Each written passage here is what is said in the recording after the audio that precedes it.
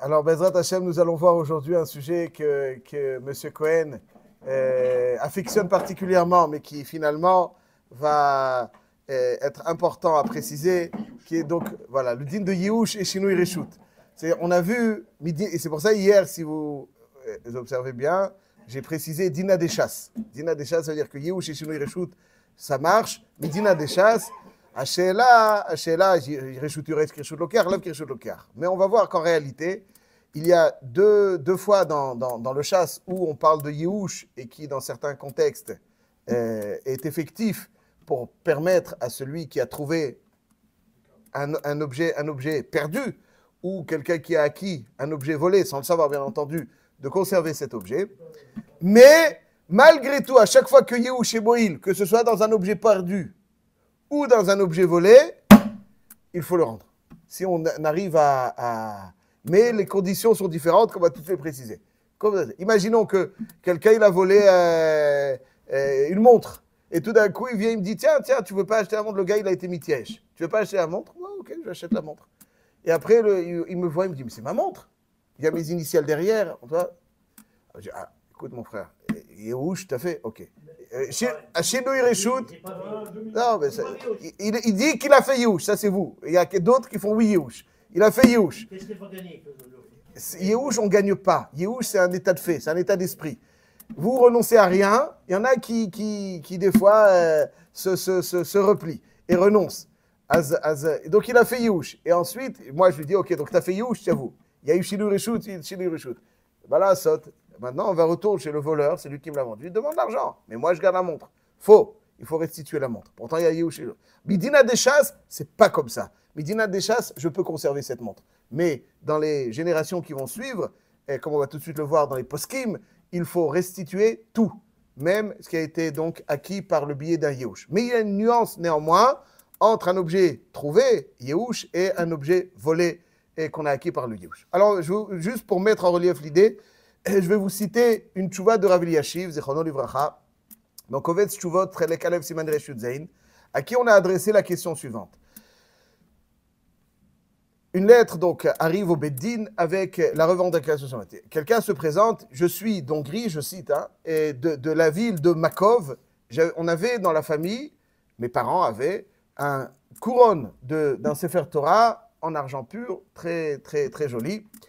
Et chaque Shabbat, on ornait notre Sefer Torah qui se trouvait dans la choule de notre quartier, de notre ville, Makov, avec cette couronne. Et pendant la semaine, cette couronne se trouvait dans la maison d'un voisin, pour ne pas qu'elle soit volée, mais le Sefer Torah nous appartenait et la couronne rejoignait le Sefer Torah chaque Shabbat. Malheureusement, Imarshemam, et je n'ai pas envie de les citer, ils sont rentrés, quand ils sont arrivés en Hongrie, ils ont exigé que les Juifs leur donnent tous les biens, l'argent, or, et Cholamoed Sukkot. Et cette personne arrive dans une exposition d'objets de culte provenant donc de Judaïka que les nazis avaient. Hein. Et tout d'un coup, il a été de Hongrie, il arrive, qu'est-ce qu'il voit? La couronne de ses parents. Il est saisi et il rentre dans le bureau, il demande à la voir de plus près et il montre à celui qui a organisé cette exposition qu'il y a le nom de ses parents en bas de la couronne. Et donc, il exige la couronne qu'on le lui rende immédiatement. Alors, évidemment, qu'est-ce qu'il répond donc dans cette question du Rav Eliashiv? Le Nitva, il dit Yehush. Il dit, il y a marqué quelqu'un qui est Matzil Mizuto Sheliam. Imaginons donc que je trouve une bague à la plage. Ok, une bague dans l'eau, comme ça. Et puis, elle est dans l'eau. Moi, tout d'un coup, je la prends. Et puis après, j'arrive, on me dit, mais c'est ma bague. Tu veux la trouver? Nes Gadol Ayapo. Nes Gadol. Alors, Baïkaron, c'est ce qu'on appelle Zuto Sheliam. C'est quelque chose de totalement inattendu. C'est impossible. Enfin, c'est une chance sur 1000 pour trouver une bague dans l'eau de la mer. Alors le din est que Meikar Adin, il peut la garder, le gars il peut la garder, celui qui l'a trouvé il peut la garder. Ou bien imaginons qu'il y avait un lion qui s'est jeté sur un animal, c'est un des cas qui a marqué dans la Gemara, Et tout d'un coup, il y a quelqu'un qui, comme David Ameller, qui a combattu le lion et qui va sauver. C'est aussi, c'est miraculeux ce que tu as fait.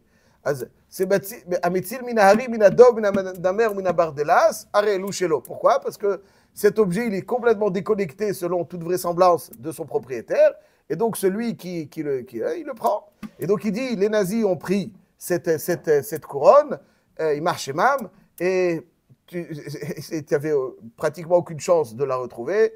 Normalement, elle aurait dû fondre avec je ne sais quoi. L'histoire, oui. Je vous lis maintenant, je vous cite la question du Rav Eliashiv qui lui a été adressée. Il donne même le nom. Même il y a des simanim. Même s'il y a des simanim. Sauf tout le vort de simanim. Simanim, ben oui, parce que le vort de siman, c'est que parce qu'il y a un siman, je ne suis pas yiouch. Je me dis, si quelqu'un le trouve, il saura. Si vous trouvez quelque chose sur le Champs-Élysées, ouais, et qu'il y a un nom juif, normalement, Midina des chasses, je reprécise, vous pouvez le garder. Pourquoi? Pourtant, il y a un siman, mais Champs-Élysées, pour que quelqu'un, c'est un juif qui le trouve et qui le ramène, normalement, malgré siman, tu ne vois plus rien. Donc ça, c'est Yidouch automatique, Khazak. Ici aussi, il lui dit, tu crois que tu n'as pas fait Yidouch, tu crois qu'ils n'ont pas fait Yidouch, tes parents, avec le truc, ils l'ont pris. Donc, c'est vrai qu'il a marqué ton nom. Il lui dit, le directeur de l'exposition, il dit, je suis d'accord, c'est à toi. C'était à toi. Je suis d'accord. Mais ça n'est plus. Pourquoi? Parce que tu as fait Yidouch. Et il amène un témoin, le shamash du Beth Knesset. Tout le monde est juif dans l'affaire. Mais c'est pas ce qu'il y a des Yidouch. Ah, vous demandez le Tovea. Le Tovea, il ne sait pas qu'il y a Yidouch. Ok. Pour l'instant, vous étiez contre le Yidouch. Là, vous êtes dit qu'il y a oui Yidouch. Mais c'est pas grave. Ok, parfait, M. Cohen. Alors, on va essayer de voir. Vous avez raison. Il ne sait pas, il demande, mais qu'est-ce que tu demandes? Le directeur de l'exposition a raison. Vous lui donnez raison. Un témoin arrive et il dit, donc pendant qu'il témoigne, donc c'était le shamash de la choule dans laquelle on utilisait la couronne, et il témoigne de tout cela. Il dit pendant 22 ans, hein, je cite, il était shamash dans la Keila de Makov, et je sais avec certitude que cette couronne appartenait aux parents, à la famille. Donc il dit que c'est lui, c'est-à-dire que cette couronne était entreposée dans une maison annexe. C'est lui qui, lorsque le décret que tous les Juifs doivent fournir tous leurs biens précieux, c'est lui qui a donné, qui a pris la couronne et qui l'a donnée. Et puis finalement, Ben Nissé Nissim, cette couronne est revenue.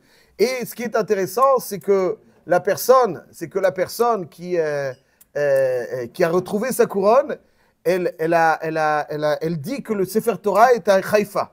Le Sefer Torah, donc, qui était dans la choule de Hongrie, elle est à Haïfa, et le shamash dit que c'est lui qui a pris le Sefer Torah et qui l'a donné, qui l'a rendu à son propriétaire. Donc il veut rendre la couronne aussi avec le Sefer Torah, et il dit que c'est à lui.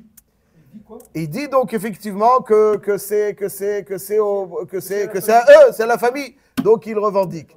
Et donc là, nous avons devant le Beth Din de Rav Eliashiv deux parties. L'un dit, restituez-moi ma couronne. Il y a mes noms, il y a mon nom, les nazis l'ont pris. Soit, mais c'était à nous, c'est des voleurs, c'est des voyous. Pire que ça.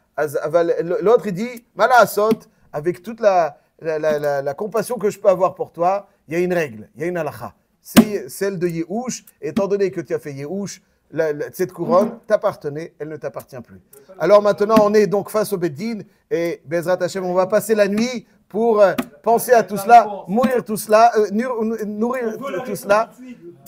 la réponse tout de suite. Demain, Bezrat Hashem, pour que on va passer, le tribunal va mûrir la chose pour donner donc son verdict demain, Bezrat Hashem.